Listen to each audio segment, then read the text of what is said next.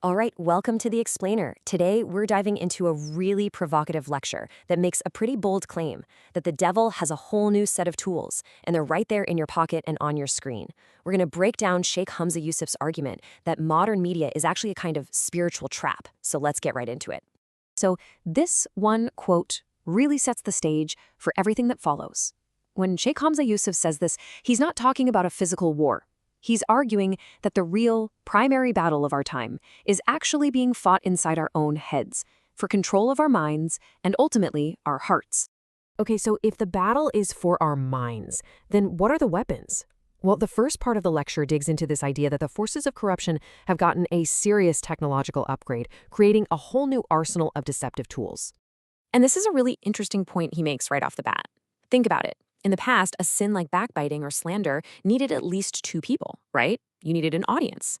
But now, with our phones and laptops, a person can engage in that same kind of destructive behavior all by themselves, in total isolation. And it's not just about brand new technology. The speaker argues that even older forms of media, like music, have historically been seen as this incredibly powerful, seductive force. I mean, he even goes all the way back to Plato's Republic, where music was treated with extreme caution because of its profound and sometimes, demonic effect on the soul. And that historical caution is a huge contrast to how we live today, isn't it? So many of us are always plugged in. The lecture suggests that this constant stream of sound is more than just a simple distraction. It's actually crowding out the silence, the quiet time we need for any kind of deep thought or spiritual reflection. But it's not just about noise. That's just one part of this battle for the mind. The speaker then hits us with some pretty jaw-dropping statistics to show the sheer scale of the media onslaught we're facing, especially from a young age. 200,000. Just let that sink in for a second. According to the data he presents, the average American kid will witness 200,000 acts of violence on a screen before they even turn 18. The argument here is that this kind of exposure is basically programming them for a world of conflict. And if you're wondering where all this screen time comes from, well, this slide paints a pretty stark picture. The lecture points out that the average young person spends about 300 times more hours a year watching TV than they do sitting in a classroom. That's a huge shift in where they're getting their information and really their education from. And if you look at the breakdown by demographic, it gets even more intense. For some groups, as the lecture points out, TV isn't just a casual pastime. It's a time commitment that can be more than 7 hours every single day. Okay, so this is where the argument takes a really provocative turn. To hammer his point home, the speaker does something pretty bold. Yeah, he actually quotes the founder of the Church of Satan, Anton LaVey, to argue that television itself has become the main vehicle for a new, creeping morality, one that slowly but surely replaces traditional religion. And this whole idea of a new satanic religion, he's not just speaking metaphorically here. The lecture argues that it comes with its own set of symbols, and that these symbols are being intentionally embedded all throughout our mainstream culture. So one of the key arguments is how our stories have changed. Think about the classic old Disney witch. Ugly, scary, obviously evil, right? But now, the argument goes, evil is often portrayed as beautiful, seductive, maybe even misunderstood.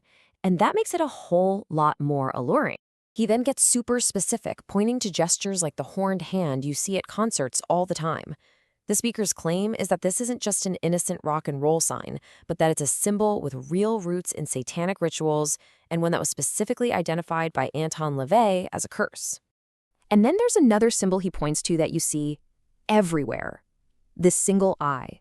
In his interpretation, this widespread symbol is a form of psychological programming. He's basically saying it's a way of conditioning us, of getting us ready for the arrival of a prophesied, one-eyed, deceptive figure from Islamic tradition. Okay, so we've seen the what, the symbols, the media, the nonstop noise. But how does all this stuff actually work on a person? Spiritually. How does the trap actually spring? Well, it all centers on one key concept. And that concept is fitna. It's a really complex Arabic word that doesn't have just one simple translation. It's a personal trial, it's a temptation, it's seduction, but it's also about widespread social confusion and chaos. And according to the lecture, this is the very mechanism of the trap. And he explains how this fitna works by citing a prophetic tradition.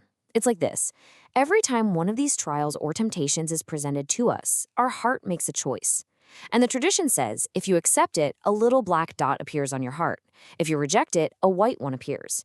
And over a lifetime, all these little choices add up and determine the final state of your heart. So what's the end game of all this? According to the lecture, it's a complete breakdown of your moral compass. The heart becomes so darkened that it literally can't tell the difference between good and evil anymore. The only guide it has left is its own raw, base desires. And this all leads us to the final part of the lecture, which is, wow, maybe the most mind-bending part of all. This is where all these modern trends get tied directly to what the speaker interprets as ancient prophecies being fulfilled right in front of our eyes.